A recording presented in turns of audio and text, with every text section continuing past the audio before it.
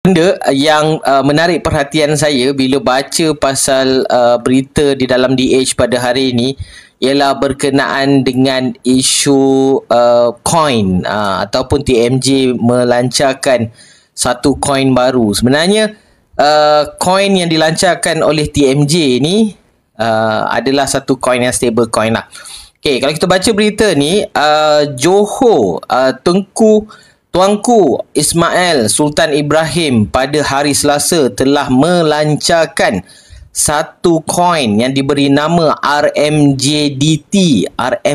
Satu koin yang diberi nama RMJDT dengan di-back ataupun didokong dengan nilai ringgit yang diisukan oleh Zitrix AI Sdn Bhd. Okey, Zitrix ni adalah salah satu syarikat yang listed, public listed disenaraikan di Bursa Malaysia lah. So Zitrix ni dulu nama dia MyEG.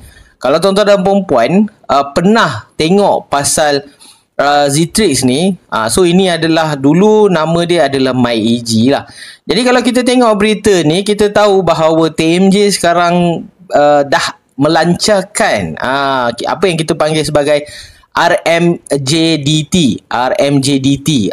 So jadi coin-coin ni dikatakan dalam berita ni stable coin dicipta ataupun dikeluarkan oleh GDT di atas dasar untuk digunakan dalam international use ataupun penggunaan antarabangsa untuk nilai ringgit, especially untuk cross border punya transaction lah. So dalam mana-mana digital asset, ini adalah salah satu kenapa dia buat coin ni lah. Jadi kita pun bagi saya ini adalah satu perkembangan yang menarik lah. Perkembangan yang menarik dalam dunia blockchain ataupun dalam dunia apa yang kita panggil sebagai dunia digital asset di Malaysia. Okey. Sebelum saya komen tentang isu ni, kalau tuan-tuan dan puan-puan berminat nak tanya tentang digital asset ke ataupun apa-apa aset yang tuan-tuan dan puan-puan berminat nak buat pelaburan, insya-Allah saya boleh berikan pandangan saya, tapi saya tak boleh bahagikan apa-apa maklumat tentang pelaburan. Saya hanya boleh sharekan sedikit apa yang saya tahulah.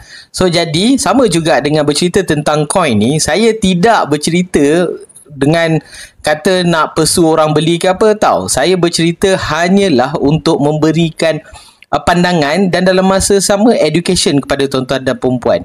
Untuk maklumat tuan-tuan dan perempuan, coin ataupun digital asset, kalau digital asset di Malaysia ni, dia dikawal-selia oleh Suruhanjaya Security. Okey, kalaulah RMJDT ni dikeluarkan, salah satu benda yang wajib dia kena buat ialah dia kena submit kepada SC untuk memastikan bahawa koin yang diterbitkan ni adalah koin yang sah. So saya berminat lah nak tahu apa pandangan SC tentang benda ni, dan kita akan pantau sama-sama lah, sebab ini adalah pertama kali koin yang diterbitkan oleh Badan Diraja. So ya, amat menarik, dan kita nak tengok bagaimana sambutan dia, dan benda yang paling penting sekali, kita nak tengok apa aplikasi coin ni sendiri.